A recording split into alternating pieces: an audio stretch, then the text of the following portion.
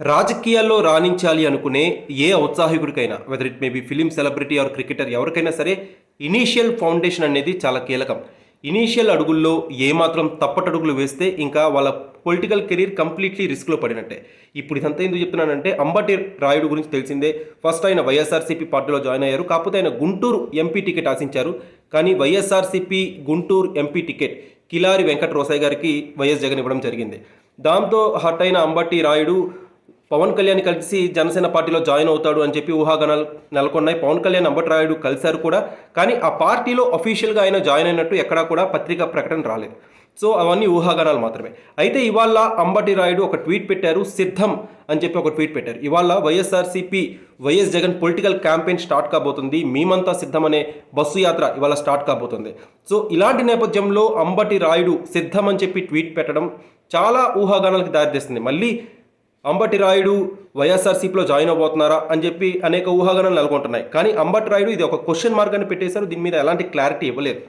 అయితే అంబటి రాయుడు వైఎస్ఆర్సీపీని వేడుతున్నట్టు గతంలో ప్రకటించారు. తన యొక్క భావజాలానికి వైఎస్ఆర్సీపీ భావజాలానికి చాలా వ్యత్యాసం ఉందని చెప్పి అంబటి రాయుడు గతంలో పేర్కొన్నారు. మరి ఇప్పుడు అవన్నీ క్లియర్ అయిపోయాయా?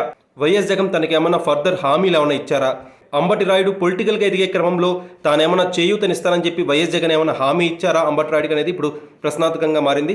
ఓవరాల్గా అంబటి రాయుడు మళ్ళీ సిద్ధమని ట్వీట్ పెట్టడంతో అందరూ ఏమనుకుంటున్నారంటే మళ్ళీ అంబటి రాయుడు తిరిగి వైఎస్ఆర్సీపీలో జాయిన్ అవబోతున్నారు. వైఎస్ జగన్తో ఉన్న గ్యాప్స్ అన్నీ కూడా, ఆ కమ్యూనికేషన్ గ్లిచెస్ అన్నీ కూడా అంబటి రాయుడు క్లియర్ చేసుకున్నారనే విధంగా ప్రజెంట్ అనేక మీడియా సోర్సెస్ మనకు వెల్లడిస్తున్నాయి. అయితే గతంలో మరి అంబటి రాయుడు ఎందుకు పవన్ కళ్యాణ్ కలిశారు? పవన్ కళ్యాణ్తో ఏం చర్చించారు? అసలు జనసేన పార్టీలో ఆయనకి ఏమీ హామీ దక్కలేదా? ఇవన్నీ కూడా బిగ్గెస్ట్ క్వశ్చన్ మార్క్స్ అన్నమాట. సో ఓవరాల్గా అంబటి రాయుడు తాను గతంలో పేర్కొన్నారు, తన క్షేత్రస్థాయిలో గ్రామాల్లో చాలా వర్క్ చేస్తున్నాను, ప్రజల కష్టాలు తనకు తెలుసు, ప్రజల కష్టాలు తీర్చడానికి తను పాలిటిక్స్లోకి వస్తున్నానని చెప్పి ఆయన గతంలో వెల్లడించారు. సో ఆయన ఏదైతే అంబిషియస్గా ఉన్నారో, ఏదైతే ప్రజల కష్టాలు తీర్చాలి అనే ఒక ఎజెండాతో పాలిటిక్స్లోకి వస్తున్నారో, అది ఏ పార్టీతో అది కుదిరితే ఆ పార్టీలో జాయిన్ అవుతారని చెప్పి ఆయన వెల్లడించారు. సో మరి చూడాలి ఈ సిద్ధం ట్వీట్ వెనకాల ఎలాంటి మర్మం దాగుందో అంబటి రాయుడు వెల్లడించాలి.